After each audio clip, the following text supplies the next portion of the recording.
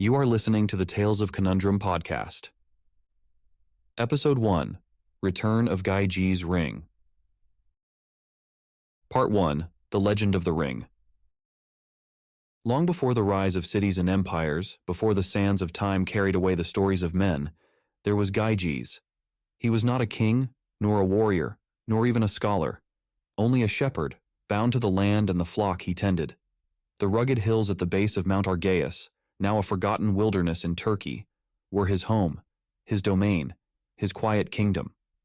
The mountain loomed over him, its jagged peaks crowned with clouds as though it wore the heavens themselves as a crown. Winds blew fiercely through the high passes, carrying with them the distant cries of unseen creatures and the whisper of forgotten things. Gyges had grown used to the whispers. They came when the winds were strongest, soft murmurs in a tongue he did not know but somehow understood. The others in the village said the mountain was alive, that it watched and judged those who strayed too close to its heart. Gyges paid little mind. He was a simple man. The land fed him. His sheep clothed and sustained him. Life was a repetition of dawns and dusks, of sunlit mornings and cold, moonlit nights spent under a woolen cloak. But on one fateful day, everything changed. The sun hung low in the afternoon sky, its light stretched thin and bronze against the slopes. Gyges was restless. His flock grazed quietly on a distant hill, but one lamb, a young and willful thing, had wandered into the shadowy woods that fringed the mountain's base. He called for it, his voice bouncing uselessly between trees. Annoyance furrowed his brow as he grabbed his staff and plunged into the undergrowth. The forest was alive with strange sounds. Branches groaned as though weighed by unseen burdens. The leaves, blackened by shadow, seemed to swallow the light whole, creating a gloom where even the air felt heavier. Gyges stepped carefully, his sandals snapping twigs and brushing aside fern fronds. He followed the faint, plaintive bleats of the lost lamb, his irritation mounting with every step. Deeper he went, until he came upon the mouth of a cave. It yawned before him, wide and black, as though the earth itself had split open to reveal its hidden core. The cries of the lamb came from within, echoing faintly, though they were interwoven now with something else, a sound soft and low, almost melodic. Gyges tilted his head confused, straining to listen. Was it music, a voice, or simply the wind? Shaking off his hesitation, he stepped inside, holding his staff before him like a weapon. The air in the cave was cool, tinged with an odd metallic scent, and his breath misted before him. The darkness swallowed him whole, leaving only the faint shuffling of his sandals to guide him. When he turned a corner, he froze. There, in the faint light of a crack in the stone above, he saw it. A large bronze horse. Gyges found a door on the horse, and when opened revealed a corpse with a ring on the bony finger hanging like a display. The surface of the ring gleamed faintly, even in the dim light, its surface etched with symbols Gyges had never seen before. They curved and wound around the band like creeping vines, glistening as though alive. The ring was not gold, nor silver. It was something darker, something deeper, like the night sky turned to metal. Its centerpiece was an outer band, twisting ever so slightly as though moved by some unseen force. Gyges approached, his breath caught in his throat. He did not ask why the ring was here, or who had placed it. Something about it called to him. A pull, strong and insistent, tugged at his very bones. He reached out, his hand trembling, and as his fingertips touched the ring, a sound swept through the cave like the breath of a sleeping giant. Priceless. The voice was faint, but clear. Gyges stumbled back, his eyes darting to the cave's shadowed corners. Nothing moved. Nothing breathed. Only silence surrounded him once more, and the faint ringing in his ears, like the echo of a bell. He glanced back at the ring. It was still there, waiting. Before he realized what he was doing, Gyges snatched it up, clutching it tightly in his fist. At first, nothing happened. He exhaled a shuddering breath, feeling foolish for his fear. But as he stepped toward the mouth of the cave, the world shifted. The colors dimmed. The sounds of the forest faded until they were nothing but hollow echoes. Gyges looked down at his hand, still holding the ring. He turned it over and saw that the outer band twisted, left, right, with the faintest pressure. Curious, he slid the band, and the world disappeared. The breath caught in his chest as his body seemed to dissolve, as though he were smoke curling into the air. He stumbled forward, his hands trembling. When he glanced down, his feet were gone, his legs, his chest. All that remained was emptiness, a hollow void where his body had been. He cried out, but the sound seemed to carry in all directions, a ghost of his voice flung to the corners of the world.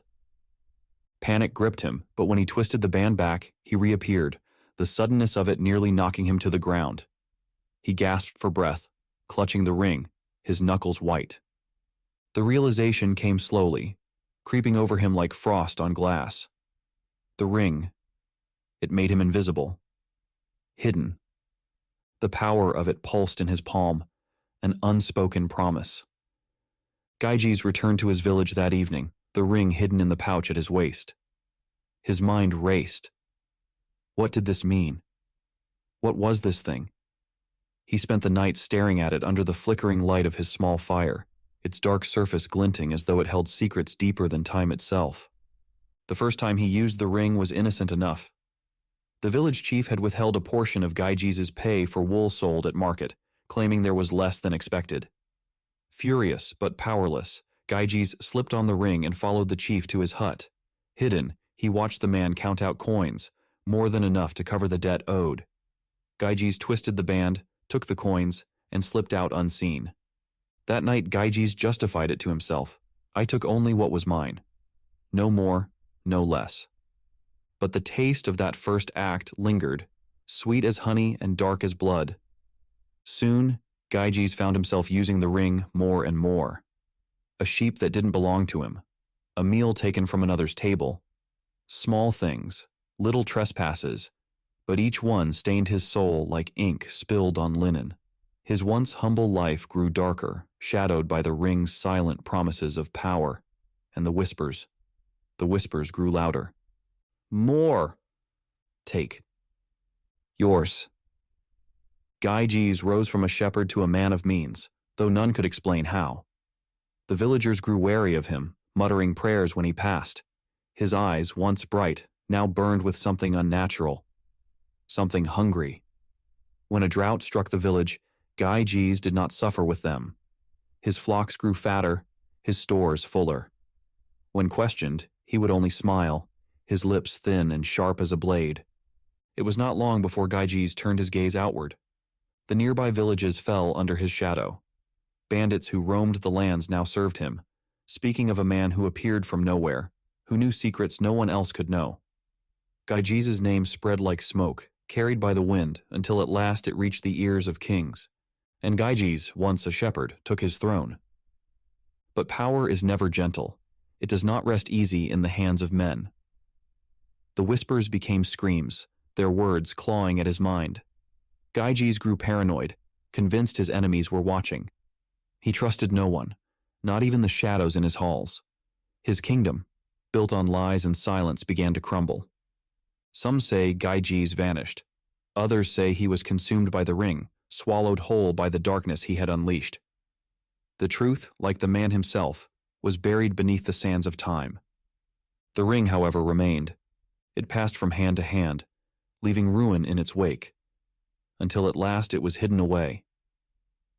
A nameless figure carried it to the base of Mount Argaeus, where the earth cracked and groaned as though welcoming it home. Into the depths of a cavern it was cast, its whispers echoing one last time before silence claimed it. For centuries the ring lay undisturbed, waiting for a hand to claim it once more, and though it slept, its whispers carried on the wind, reaching ears that dared to listen, until now. Part 2. A Mission in the Hills of Anatolia. James Levey stood on the outskirts of the village, where the edge of human life blurred into the boundless wild of the Anatolian countryside. Before him stretched endless hills painted gold by the waning sun, their undulating forms rising like gentle waves frozen in time. The air was thick with the mingling scents of dry earth, thyme, and lavender. a quiet perfume carried by a breeze that seemed older than the mountains themselves. James drew in a slow breath, the stillness of the evening settling into his bones. For a moment he closed his eyes, his face tilting skyward, the late sun casting fleeting warmth on his skin. For weeks, this had been his routine. Walk the quiet roads after the day's work, let the land whisper its secrets, and find solace where the bustle of New York could no longer reach him. Each step on these forgotten paths carried a rhythm, a prayer that tethered his heart to God when homesickness clawed its way in. He loved the villagers here, their hospitality, their simple smiles, and their rich stories. Yet a piece of him remained fixed on the life he had left behind, on Melanie Clark. Melanie. Her name alone felt like a balm on his weary spirit. He could picture her clearly now, auburn hair catching firelight, eyes alive with curiosity, and a laugh that lingered even after silence returned. She was the constant in his life, the anchor to his faith, and the heart of every future he imagined. Their plans were simple: a modest wedding, a small home near the church where James would preach, and a life of service built brick by humble brick. Soon, James whispered to himself, his voice soft, as though speaking it aloud might make it real. Soon he would return to her, and all of this wandering, this mission, would become another story to tell. The rustling of tall grass broke through his thoughts. James opened his eyes, his brow furrowing as he scanned the grove ahead. The sound came again, a soft, plaintive bleat. His gaze sharpened, and there it was, a lone sheep wandering far from the flock, its small form half obscured by a thicket of dry brush. "You're lost, little one," James said under his breath, stepping off the narrow road and into the wild. The sheep lifted its head briefly, its black eyes reflecting the fading light, before turning sharply and bounding deeper into the grove. "Wait!" James called instinctively, his voice startling in the hush of twilight. He shook his head at himself. "A sheep doesn't listen, James." Still he followed, brushing past reeds and brambles, his boots leaving deep impressions in the dry earth. The grove was deceptively dense, its canopy twisting overhead into a gnarled lattice that blocked out much of the remaining light. The air grew cooler, the shadows deeper, until James felt the world shrink around him, like a curtain closing on a stage. He pushed forward, focused on the faint glimpses of wool bobbing through the underbrush. When the grove finally thinned, James found himself before the mouth of a cave. It was sudden, an almost unnatural wound in the hillside, a jagged opening framed by thick ivy that hung like a shroud. The sheep's bleating echoed from within, faint and strange, as though distorted by the cave's unseen depths. James hesitated, his instincts prickling. The entrance was dark, far darker than it should have been, given the waning sunlight still clinging to the hills. It seemed to swallow what little light remained, as though inviting nothingness to creep outward. "What are you doing in there?" he murmured, more to himself than to the absent sheep. His hand instinctively reached for the flashlight in his satchel, its weight reassuring against his palm. He clicked it on, the beam slicing through the gloom, revealing nothing but empty stone walls and slick, uneven ground. A faint draft rose from within, cold, damp, and tinged with something metallic. The sheep bleated again, its cry sharper now, almost desperate. James glanced back toward the grove. The sun had sunk lower, and a soft hush fell over the land, as though it too was holding its breath. "Fine," James muttered. "Let's get this over with." He stepped into the cave, the air clinging to his skin like frostbitten silk. His boots scraped against loose gravel, the sound loud and alien in the heavy silence. The flashlight's beam danced across walls streaked with moisture, revealing deep cracks that seemed to ripple outward like veins in stone. He pushed deeper, following the sound of the sheep, though it was harder to track now, as though the walls swallowed and spit it back out, distorted. James shivered, gripping the flashlight tighter.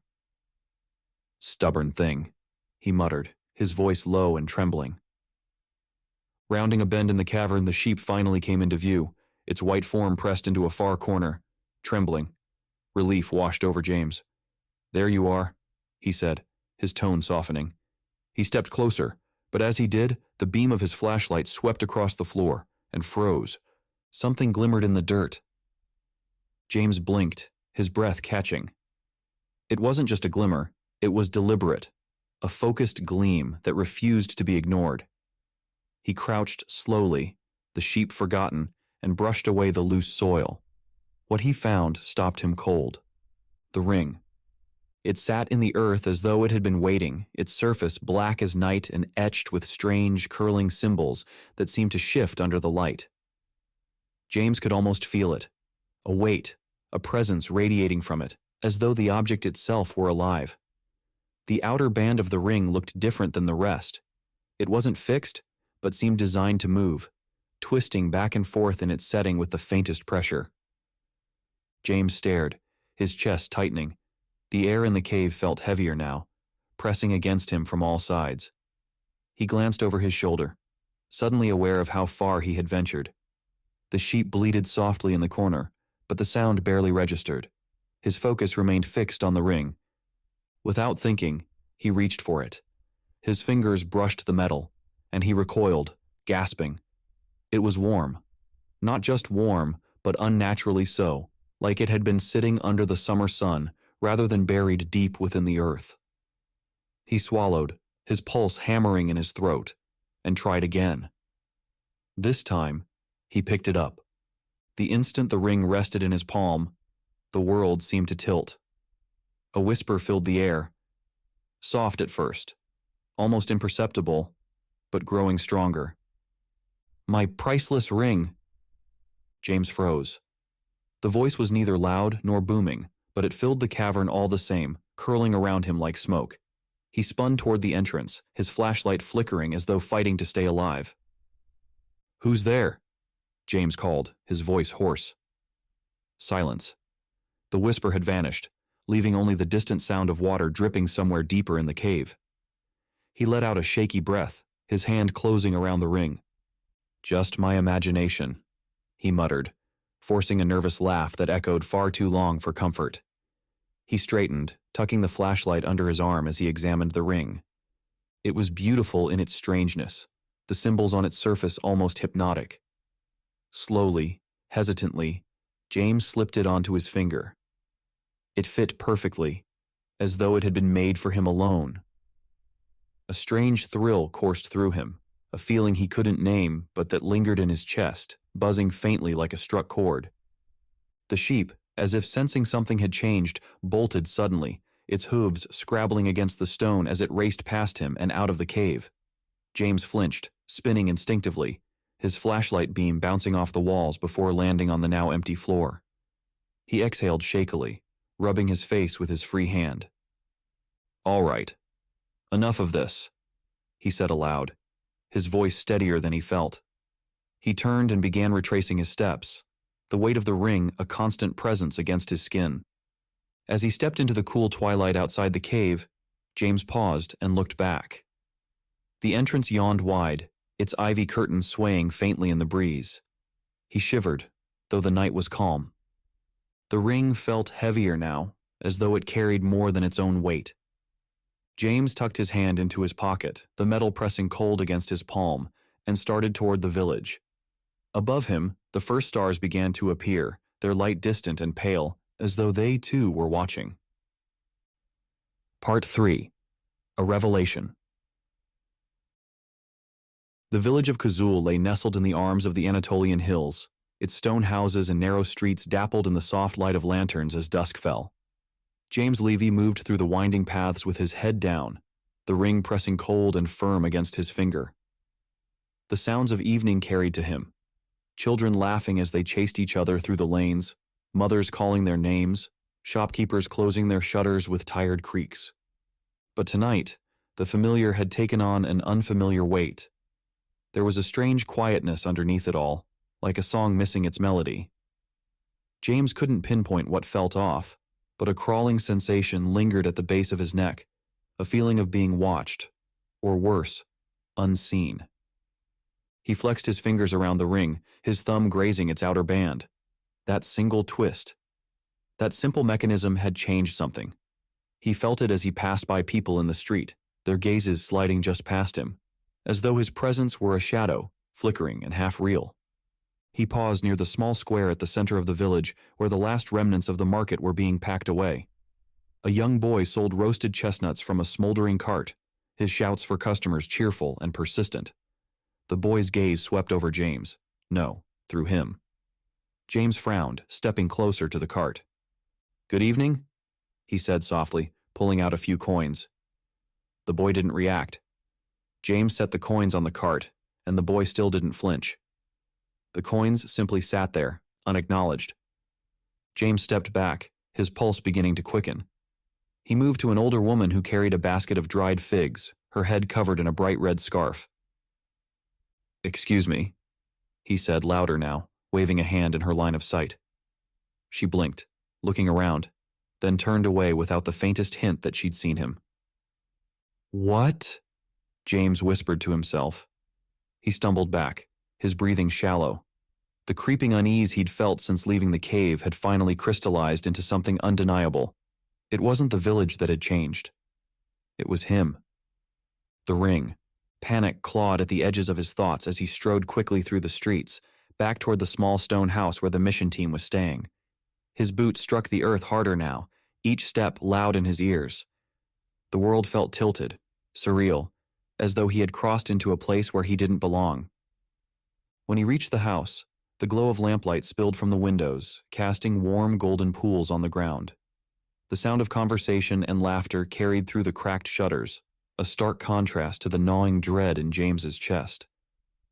He stepped inside, the door creaking faintly as he entered. "I'm back," he said, his voice breaking the hum of conversation. No one looked up. His teammates, John, Maria, and Ethan, sat around the wooden table, passing plates of bread and olives, their laughter ringing out with an almost cruel indifference. James swallowed hard and stepped closer, his voice louder now. "Hello? I said I'm back." Nothing.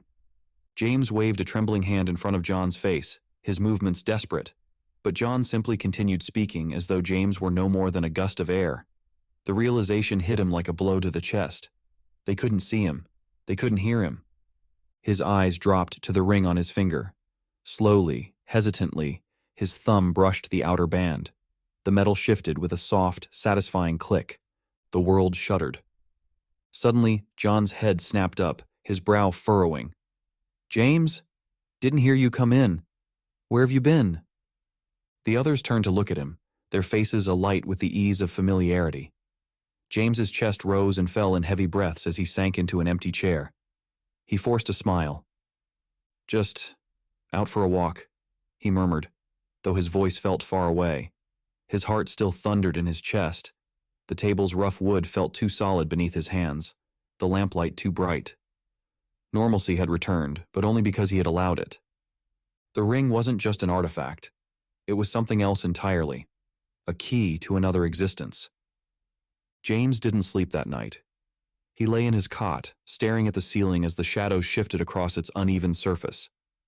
The sound of his teammates snoring filled the small house, a rhythmic reassurance of their presence, but James felt utterly alone. The ring sat on the table beside him, catching faint slivers of moonlight that filtered through the window.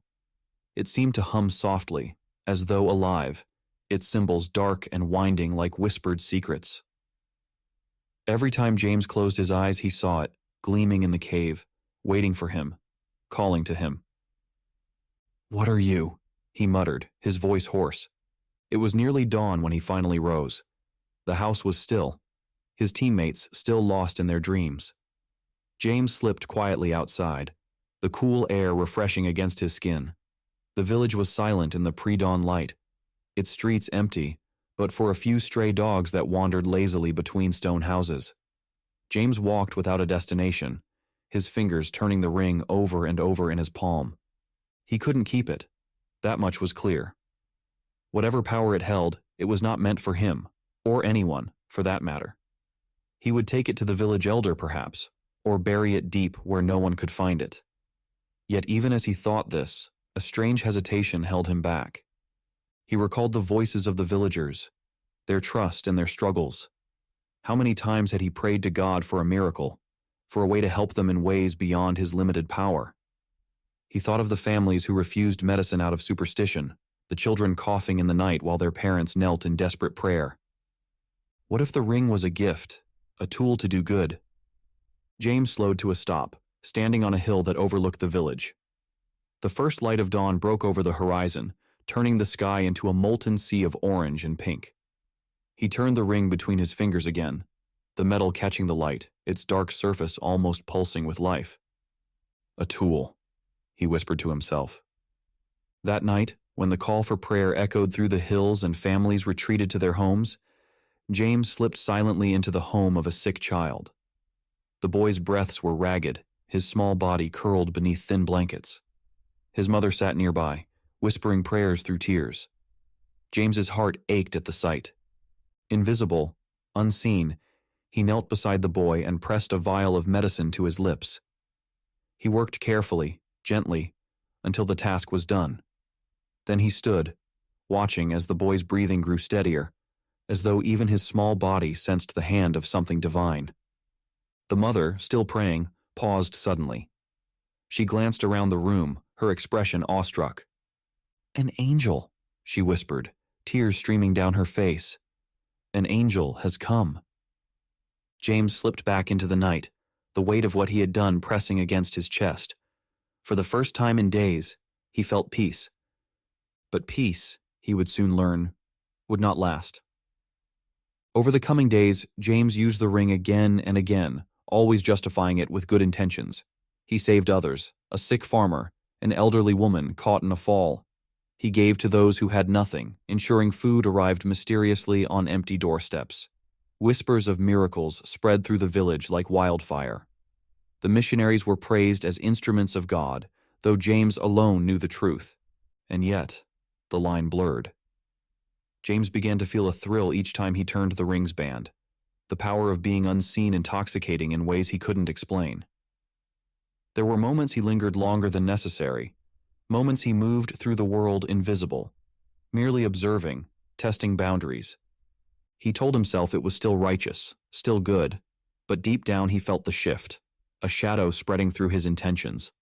It wasn't long before the whispers returned. Soft at first, like the rustle of leaves. Yours, priceless. More. James tried to ignore them, but with each passing day, the ring's pull grew stronger, and the man who had once walked these hills with hope in his heart began to lose sight of the light. Part 4. The Fractured Path. New York City greeted James Levey with the usual cacophony of life, the screech of subway brakes, the impatient blare of car horns, and the steady rhythm of shoes on pavement all folded into a soundscape he once knew so well. But after the quiet hills of Anatolia, the noise felt sharper, invasive, as though the city itself demanded his attention. James stepped out of the airport terminal, his battered suitcase in one hand, the other brushing absently against his coat pocket where the ring rested, hidden but ever present. Its weight seemed to press through the fabric, a reminder that it was still with him, still his. He glanced at the bustling crowd, business travelers checking phones, families wrangling luggage, couples laughing softly in their own worlds, and wondered how many of them would notice if he vanished completely. The thought unsettled him. The cab ride to his small apartment in Queens was silent, save for the hum of the engine and the occasional muttered curse from the driver at the congested traffic. James leaned his head against the cool window, watching the familiar chaos of the city blur past. He should have felt relieved to be home, ready to pick up the threads of his life. But something in him felt misaligned. The ring pulsed faintly against his leg, a heartbeat all its own. At first, James tried to resume the life he'd left behind. He threw himself into his work at the church, preparing for sermons and helping organize events for the youth group. The building's stained glass windows, the low creak of the pews underfoot, the smell of candle wax and old books, these were familiar comforts, but they felt dimmer now, like echoes of something that used to ground him. Melanie, his constant light, met him at his apartment the day after his return. She appeared at the door with a bouquet of wildflowers in one hand and a radiant smile that made the cramped room feel a little less cold. "You're back," she said, wrapping her arms around him as soon as he let her in. Her hug was warm, real, and for a fleeting moment, James felt like himself again. "I missed you," he murmured into her hair, holding her tighter than he meant to. She pulled back, studying his face with those perceptive green eyes of hers. And I missed you. I want to hear everything. The mission, the village, all of it. You've been so quiet since you got home. James smiled faintly, though it didn't reach his eyes. It's a lot to process, he said truthfully. I'll tell you everything soon. Melanie tilted her head, concern flickering over her face, but she didn't press him. Instead, she kissed his cheek and set the flowers in a glass jar on the table. The ring seemed to hum in his pocket as if mocking him for the secrets he held. The first time James used the ring in New York, it was almost innocent. He was late for a subway train, the platform packed shoulder to shoulder with impatient commuters. Sweat prickled at his collar as the minutes ticked by. Just this once, he told himself, his fingers brushing the band of the ring. He turned it with the smallest of motions. The world snapped into stillness. It wasn't that the people around him froze, rather they seemed to blur, unaware of his presence entirely. James stepped through the turnstile without a sound, walking past the crowd and onto the train just as the doors slid shut. As he turned the band back into place, the sounds of the city roared to life again. He leaned against the subway car's metal pole, his pulse racing with something that wasn't quite guilt, but wasn't quite satisfaction either. It became easier after that. Small conveniences here and there, skipping lines, slipping through locked doors when he forgot his keys, avoiding awkward conversations when someone from the congregation cornered him with questions about his mission. Each time he whispered the same refrain to himself. It's harmless. It's just practical. But the ring had a way of lingering in his mind, even when he wasn't using it. He would catch himself glancing at it when he wasn't thinking, tracing the symbols absent-mindedly during meetings. Sometimes, in the quiet of his apartment, he would slip it on just to see what it felt like, to vanish and reappear at will. Melanie noticed the change before James was willing to admit it. They sat together one evening in his small living room, the TV muted, the light from the kitchen spilling into the space in soft waves. Melanie reached for his hand, her fingers grazing the edge of the ring. "James," she said softly, her tone steady but concerned. "You're different. Ever since you came back. You seem distracted." James stiffened, his free hand instinctively closing into a fist against his thigh. He forced a smile, though his jaw felt tight. "It's just the mission. I guess it affected me more than I realized." Melanie searched his face, her thumb brushing over his knuckles. "You know you can talk to me about anything, right? You don't have to carry things alone." James opened his mouth to respond, but nothing came out. How could he explain something so impossible, so dangerous? He imagined the look on her face if he showed her, the disbelief, the fear. Number. The ring wasn't something she needed to know about. "Of course," he said finally, squeezing her hand. "I just need a little time to process. That's all."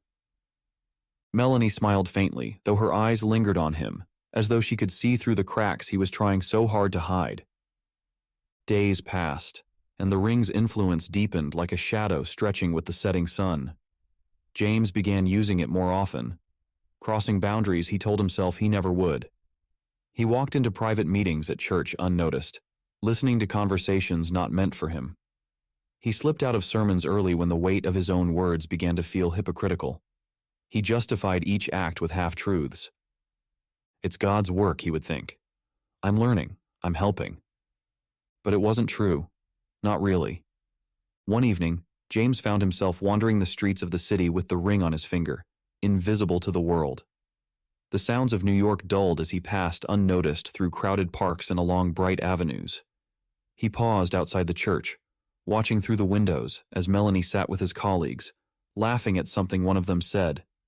The sight struck him like a blow to the chest. They didn't need him. They didn't miss him. Life carried on whether he was there or not. His hands trembled as he turned the band on the ring, reappearing in the shadow of a lamppost. "What am I doing?" he thought, his chest tightening. But the whispers of the ring were louder now, a persistent hum at the edges of his mind. "You're different. You're chosen. You're invisible." James stumbled home that night, his body drained as though he had spent hours running. He collapsed onto his bed, the ring burning cold against his finger, its symbols shifting in the faint light from his window. He wanted to throw it away, to be free of its pull, but he couldn't. He dreamed of the cave again, the sheep, the whispers, the ring waiting for him like a predator in the dark. The next morning, James stood before the mirror in his bathroom, staring at his own reflection. The man who stared back looked familiar, but wrong, his eyes darker, the skin under them bruised from restless nights. He slid the ring off his finger and held it up, watching as the morning light tangled in its dark surface. For a moment, he thought he saw his own face reflected there, but it wasn't him. It couldn't be. "You're mine," the whispers coiled around him like smoke. James clenched the ring in his fist and sank to his knees, his head bowed. "God, help me," he whispered, the words trembling on his lips. "I don't know how to stop this. I don't know how to let it go." The silence that followed was absolute. The ring remained, heavy and unyielding, as though it had already made up its mind. And James knew then, with a bone-deep certainty, that his fractured path had only just begun. Part 5. The Descent. The evening shadows slithered through the cracks in James's apartment, painting the walls in jagged lines of deep blue and gray. The single lamp on his desk cast a faint pool of light, hardly enough to chase the gloom away. James sat hunched over, elbows on his knees, the ring turning restlessly between his fingers. Its symbols, dark and winding, seemed to ripple as they caught the lamplight. He stared at it as though it might speak to him. "What are you doing to me?" he whispered, the question trembling on his lips. The whispers had grown louder in his mind. Before they had been faint, ghostly echoes at the edge of his hearing, but now they coiled through his thoughts, insidious and soft. "Look at her. She hides something." She laughs with him. He slammed his fist onto the desk, his breath coming fast and shallow. The voices receded, but they left behind their poison. His thoughts turned, dark and jagged, as they had for days now. It started innocently, an ache of insecurity he hadn't spoken aloud. Melanie had always been constant, steady in her devotion to him, but something had changed since his return. Or maybe he had changed. Either way, he saw it now in every word she left unsaid, every glance that lingered a second too long. Doubt had burrowed into his chest like a worm, writhing and alive. Then there was the man. The first time he saw them together was a Tuesday afternoon. James had been on his way to grab coffee, the ring tucked into his pocket like a sleeping serpent. He hadn't been looking for anything unusual, but there she was, Melanie, sitting at a corner table in the coffee shop.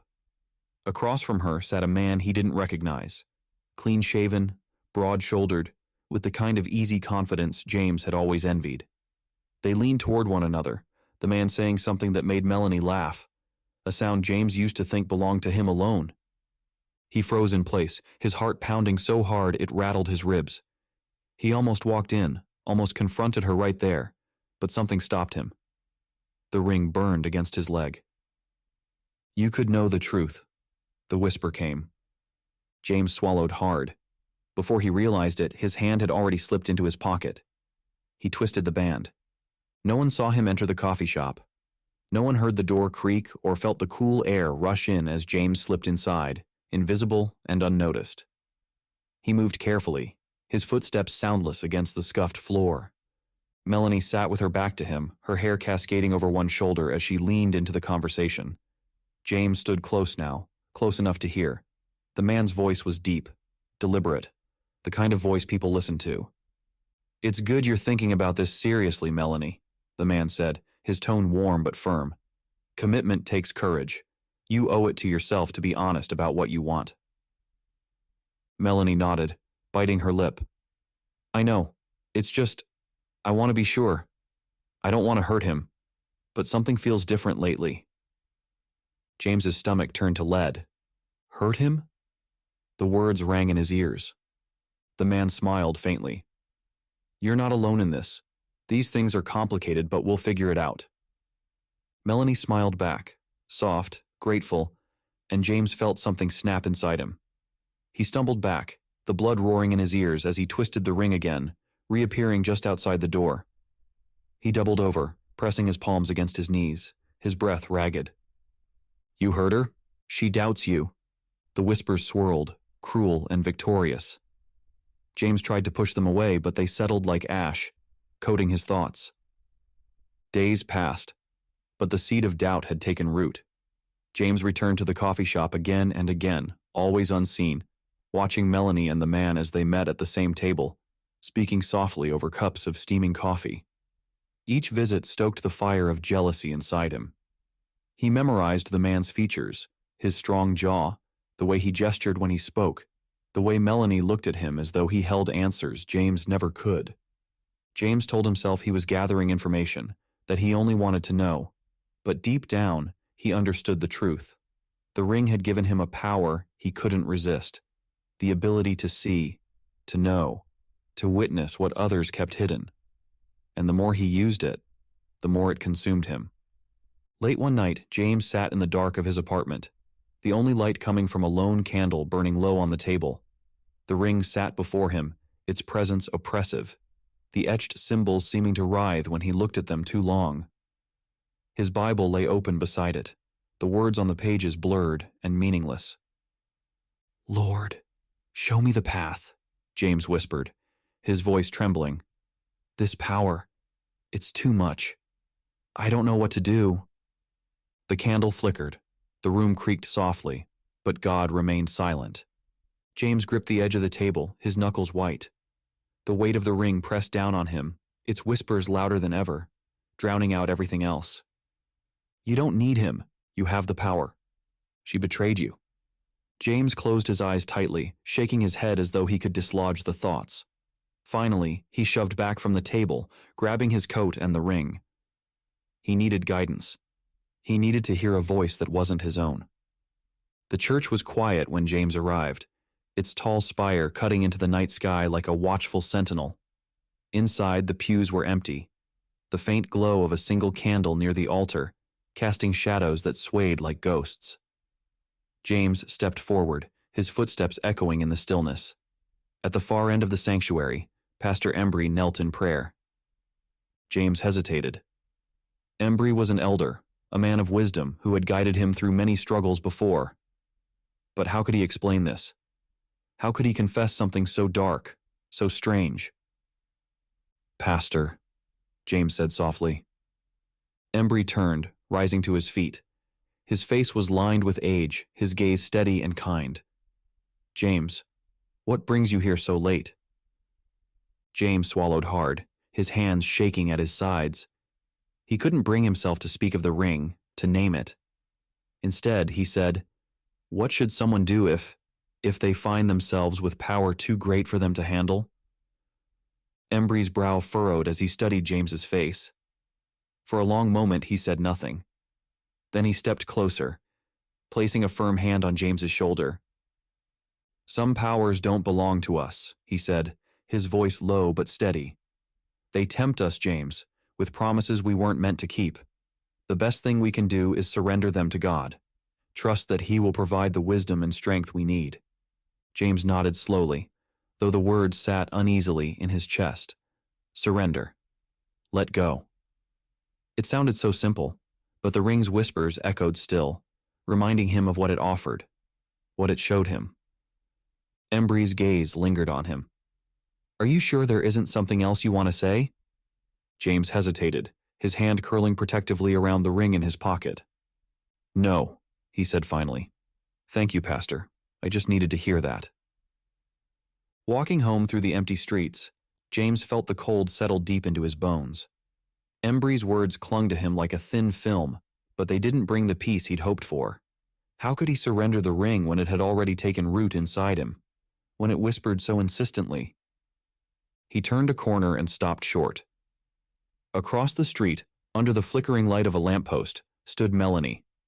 She wasn't alone. It was him, the man from the coffee shop. James ducked into the shadow of a doorway, his breath catching. He watched as the man reached out and rested a hand gently on Melanie's shoulder. She didn't pull away.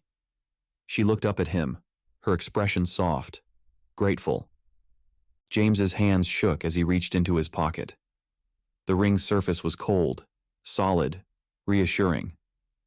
He twisted it slowly, the world blurring into stillness. Invisible, unseen, he stepped forward into the descent. Part 6. The Breaking Point. The late afternoon sky hung heavy with clouds, their soft underbellies painted bruised purple and charcoal. James Levey walked briskly, his breath misting in the chill air as he shoved his hands deep into the pockets of his coat. The ring sat heavy against his skin, an ever-present weight, both real and imagined. The wind cut through him, sending dry leaves skittering along the sidewalks like tiny ghosts, and he tried to focus on the rhythmic scrape of his boots against the pavement, anything to distract him from the gnawing voices in his mind. Get rid of it. Keep it. The voices rose and fell in him like the tide, each whisper as persistent as it was poisonous. James knew he couldn't keep the ring much longer.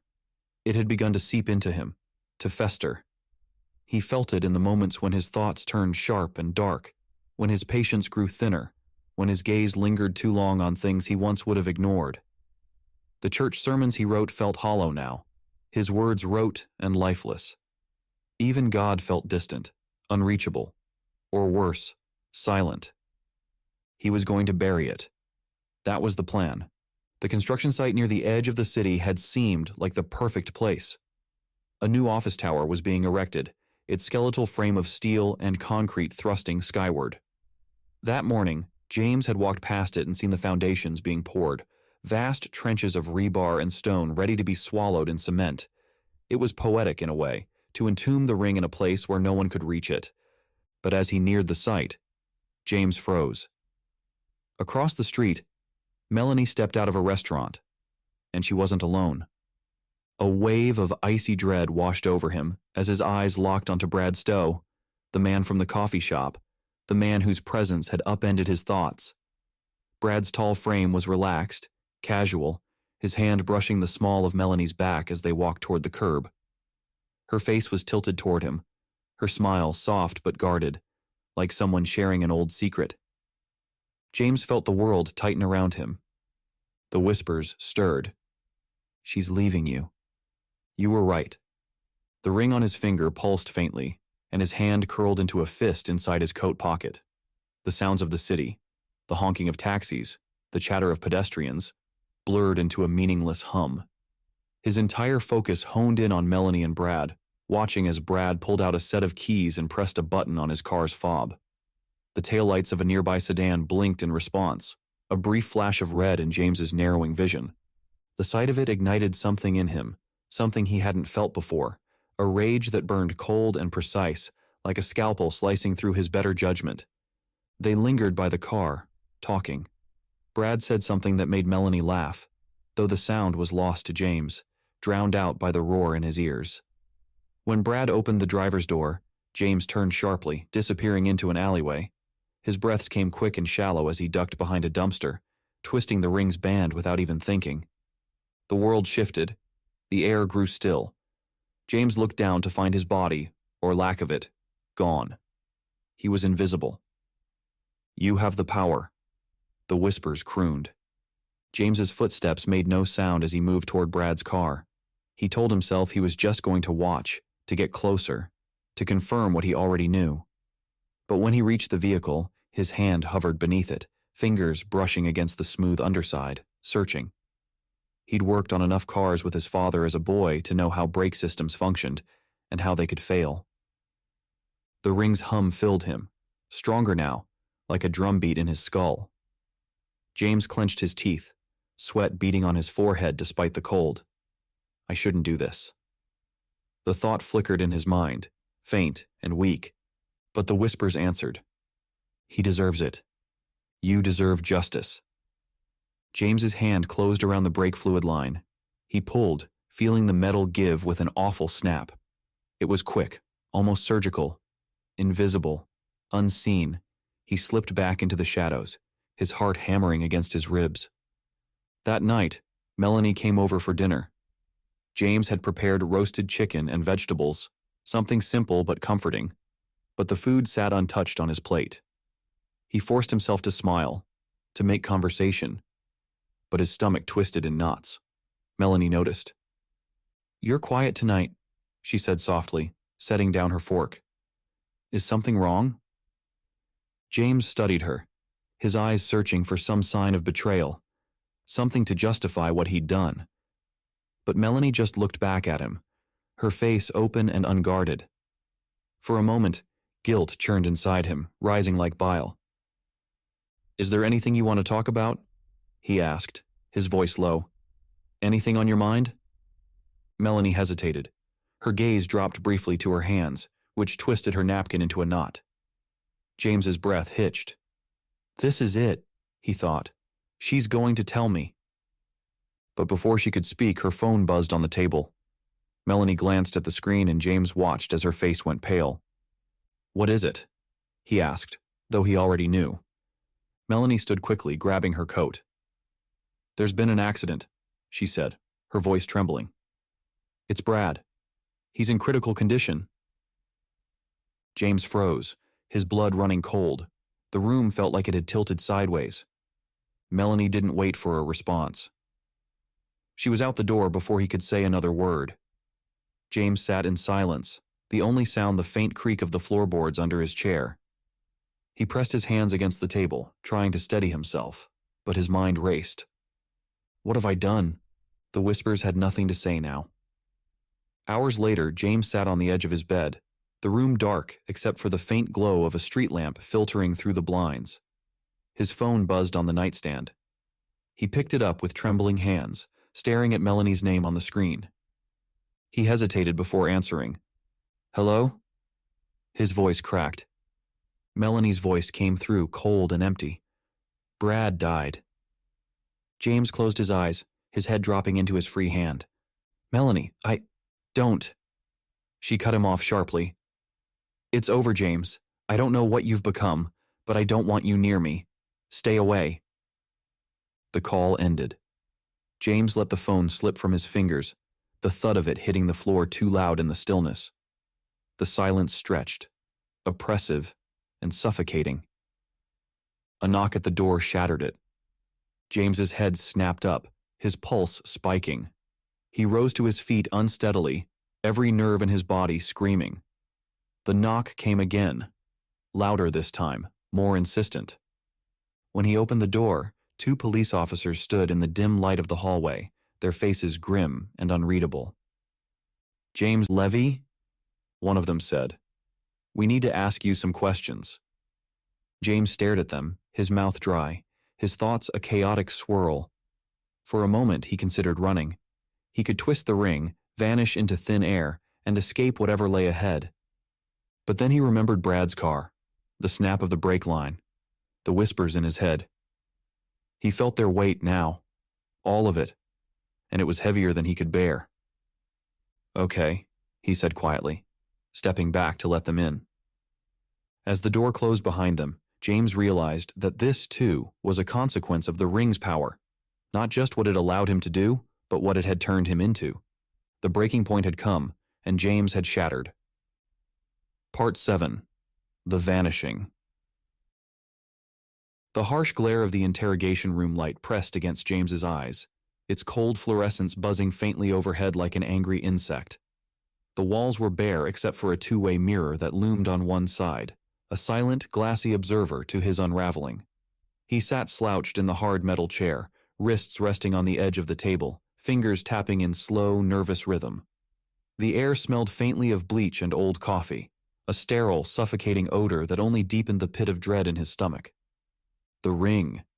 He could still feel it, warm against his finger, as though its pulse synchronized with his own. His thumb brushed the twisting band absent-mindedly, as if to remind himself it was still there, still real. Its weight seemed heavier in this room, as though it had finally come to claim him. 2 officers stood across from him, their faces rigid but calculated, like men who had spent their careers perfecting how to peel back a person's defenses. The older officer, Detective Rowe, he'd introduced himself, crossed his arms over his chest, his heavy brow furrowed. The younger officer, sharp and analytical, paced quietly in the background like a predator waiting for the right moment to strike. James Rowe's lips thinned into a line. He exchanged a glance with his partner, who dropped a stack of photos onto the table. They fanned out like playing cards. Images of Bradstow's mangled car, the brake lines torn apart as if by invisible hands. "No prints on the scene except yours," Rowe said, his voice unnervingly calm. "And no one saw you there. Cameras didn't pick up a single person near that car. So tell me, James, how did you do it? How does a man tamper with a car under full surveillance and leave no trace except a fingerprint where no one should be?" James's stomach churned, and his gaze dropped to the photos. The truth sat on the tip of his tongue, a weight so heavy he almost choked on it. I was invisible. But how could he say that? How could he explain the ring, the power, the whispers that slithered through his thoughts like vipers? No one would believe him. Not Melanie. Not these men. No one. "It wasn't me," he said finally, his voice barely more than a whisper. "We have your prints, James." The younger officer snapped, leaning forward with a flash of irritation. "You're not walking out of here without telling us how they got there." Rowe lifted a hand to silence him. He stepped closer to James, his movements deliberate. "You know what I think?" he said, his voice softer now, almost sympathetic. "I think you've been carrying something, some weight, and it's eating you alive." James didn't respond, his eyes fixed on the faint reflection of himself in the two-way mirror, a ghostly figure seated beneath a pale halo of light. His face looked unfamiliar. Hollowed cheeks, dark circles carved under his eyes, a thin sheen of sweat dotting his forehead. Was this really him? Or had the ring hollowed him out, leaving behind only a shadow? Rowe pulled out a chair and sat across from him. "Let me tell you what we know. Bradstow wasn't just some guy. He was a relationship counselor. Melanie..." He paused, choosing his words carefully. "Melanie had been seeing him, trying to work through her doubts about you, trying to fully commit to the life you were building together."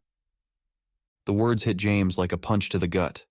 He sucked in a sharp breath, the room tilting slightly around him. "Melanie was trying to stay with me?" Rowe's gaze pinned him in place. "You didn't know that, did you?" James shook his head faintly, his throat closing up. It didn't make sense. How could it be true? All those coffee shop meetings, the hushed conversations, he had been so sure. And now this new truth, twisted like a dagger in his chest. "So I'll ask again," Rowe said, his voice low and insistent. "How did you do it, James?" James felt the room press in on him, every sound amplified, the hum of the light, the scrape of Rowe's chair against the floor, the beating of his own pulse roaring in his ears. His fingers trembled as they brushed the ring under the table, his thumb instinctively finding the groove on the band. They know. They'll find out. The whispers slithered through his thoughts, louder now, undeniable. "Get out. Get away. You can disappear." James's breath hitched, his heart pounding like a war drum. He glanced at Rowe, whose eyes narrowed slightly, sensing something was shifting. I need a lawyer," James stammered. Rowe's expression hardened. "That's fine. We can wait. But I hope you know, James, running from this won't make it go away." The officers exchanged a glance and exited the room, the heavy metal door clicking shut behind them. James sat frozen, the echoes of their footsteps fading down the hall. The interrogation room felt smaller now, the walls closer, the light harsher. His hands shook as he pulled the ring from his pocket and turned it over in his palm, the etched symbols dark and shifting, as though alive. "Now," the whispers urged. His thumb found the band, and before he could talk himself out of it, he twisted. The world convulsed. A low hum reverberated through the air, growing louder, filling every corner of the room until... silence. The light above flickered faintly, then stabilized. James looked down. His hands were gone, his legs gone, his body nothing but emptiness. The ring thrummed softly against his skin, as though pleased. He rose to his feet, his movements soundless, and crossed the room to the door. He tried the handle, locked of course, but it didn't matter. He turned sideways, pressing himself into the narrow gap where the door met its frame and slipped through. It was as though his body had become vapor, intangible and weightless. The station beyond was dimly lit, quiet except for the occasional murmur of voices in the distance. James moved carefully through the corridors, passing unseen past desks cluttered with reports and half-empty coffee cups. A radio crackled faintly from somewhere nearby, an officer's voice issuing updates about weather and traffic. James's breathing was shallow, his heart thundering in his chest. The farther he moved from the interrogation room, the stronger the ring's pull became. It wasn't just power he felt now. It was freedom, unbridled and intoxicating. No one can see you. No one can stop you. He reached the main exit, where a lone officer sat reading a newspaper, his chair tipped back on two legs. James slipped past him, the faint rush of cold air brushing his invisible form as he stepped into the night. The city sprawled before him, lights glittering in the darkness like 1,000 watchful eyes. The streets were quiet, the sidewalks slick with rain. James walked quickly, his footsteps silent, the distant rumble of a train mingling with the whispers in his mind. They can't find you now. You're free. But James didn't feel free. The weight in his chest remained, the knowledge of what he had done clawing at him with every step. He had crossed a line he couldn't uncross, and there was no way back. The thought of Melanie's voice on the phone, cold, empty, accusing, echoed through him like a curse. He stopped suddenly, his reflection staring back at him in the rain-slick glass of a darkened storefront, or rather, the absence of it. There was nothing there. No shape, no outline, just the empty street behind him. "What have I done?" he whispered, his voice lost in the night. The ring pulsed, its whispers louder than ever, wrapping around him like chains. Priceless, dearest, mine. James turned sharply and disappeared into the shadows, the city swallowing him whole. Somewhere in the distance, a siren wailed, but no one looked for him. No one saw him. He was gone. And in the darkness, the whispers smiled.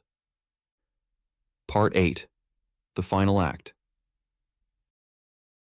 James stood at the edge of the construction site, his silhouette framed against the skeletal towers of steel that loomed overhead.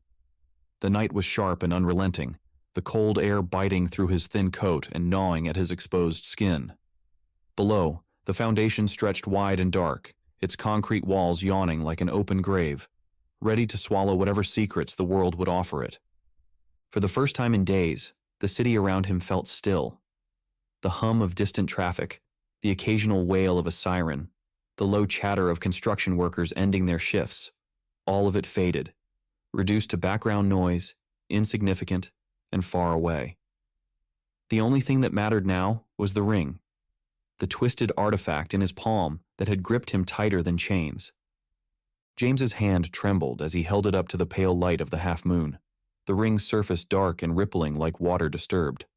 The symbols etched into the band seemed alive, shifting just out of focus whenever his eyes lingered too long. It was beautiful in its malevolence, a thing crafted not by hands, but by will, a will older and darker than anything James could comprehend. And the whispers, they hadn't stopped. Dearest, priceless, forever.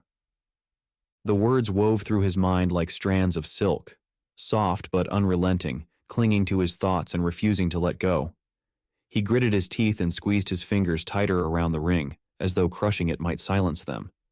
It didn't. His breath came in short, sharp bursts, each exhale visible in the cold air as mist. He turned his gaze downward, staring into the pit below.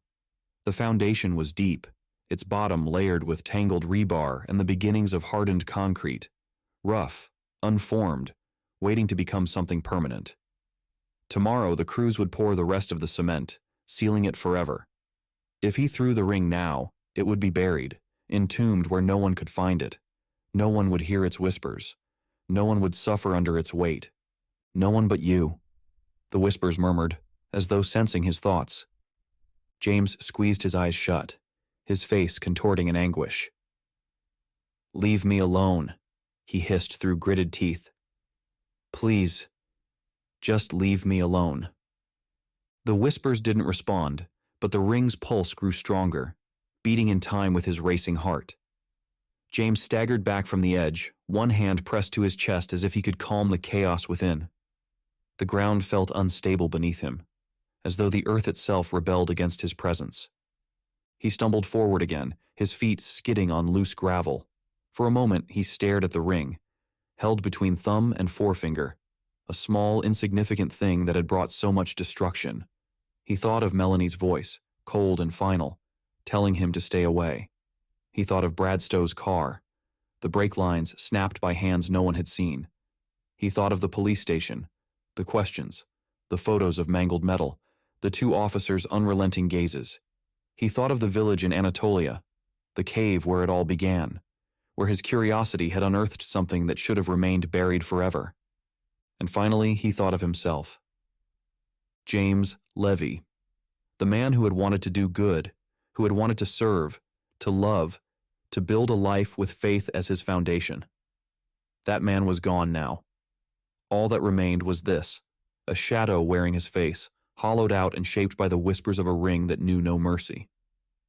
"This has to end," he said aloud, his voice raw and hoarse. He drew his arm back, the ring clutched tightly in his hand. The pit yawned below, black and endless, waiting. With a cry that was half pain, half release, James hurled the ring into the foundation. It spun through the air, a dark blur against the moonlight, and disappeared into the depths. For a moment, just a moment, there was silence. The whispers stopped. The air around him grew still, the cold lifting ever so slightly. James exhaled a shaky breath, his shoulders sagging as if an invisible weight had been torn from him. He sank to his knees at the edge of the pit, his fingers digging into the gravel, his body shaking. Tears welled in his eyes, hot and blinding, streaming down his face unchecked. For the first time in weeks, he felt free. Empty, yes, but free. "It's over," he whispered to himself, his voice trembling. "It's finally over." But then, it started. The silence shattered like glass. A low hum, deep, resonant, vibrating through the ground itself, rose from the depths of the foundation. James froze, his tear-streaked face lifting slowly. The hum grew louder, the air around him vibrating until it rang in his skull. The whispers returned, but this time they weren't soft or subtle. They screamed. "Mine. Dearest, come back." James's breath hitched as he scrambled to his feet, his heart pounding wildly. "No," he muttered, shaking his head frantically. "No, I threw you away." But the ring's call was insistent, clawing at him, pulling at his mind like talons sinking into flesh. He staggered closer to the edge, his eyes wide, wild, staring into the darkness below. The hum became a roar, the whispers an unrelenting chorus that blotted out every other thought.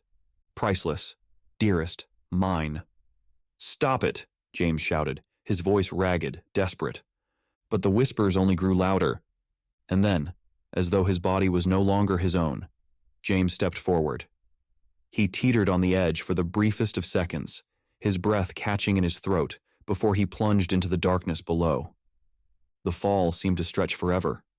Cold air rushed past him, pulling at his coat, whipping through his hair.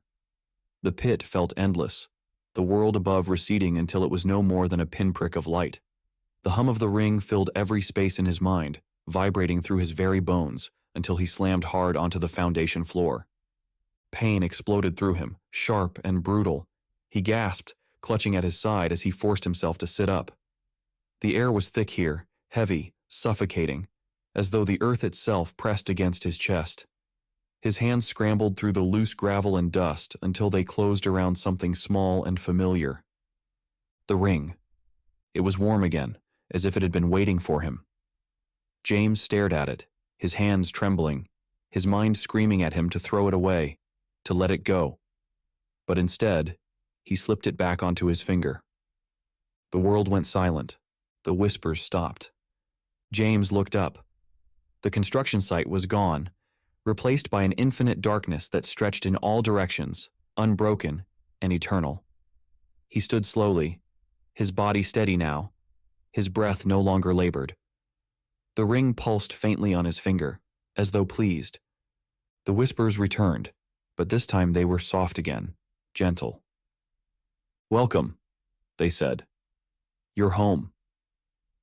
James took a step forward into the darkness, and then another, his figure vanishing into the void. In the days that followed, workers arrived at the construction site to pour the concrete. None of them noticed anything unusual, no signs of struggle, no belongings left behind. The foundation was filled, the pit sealed, and the new building began to rise, a monument to progress and permanence. James Levey was never seen again. Rumors spread like wildfire in the days and weeks that followed. Some said he'd fled the city, unable to face the consequences of his actions. Others whispered that he'd returned to Turkey, to the cave where the ring was found, seeking answers or redemption in the place where it all began. But there were stranger stories, too. Tales of people walking the streets of New York who felt a presence behind them, a whisper of footsteps where no one was there. Some claimed they saw a faint shadow flicker at the edges of their vision, only for it to vanish when they turned to look. And those who knew James best swore they could hear his voice sometimes, a murmur, faint as the wind, drifting through the empty pews of the church where he once preached. James Levey had become a ghost, a shadow, a cautionary tale, and somewhere unseen the whispers continued. Mine, the end.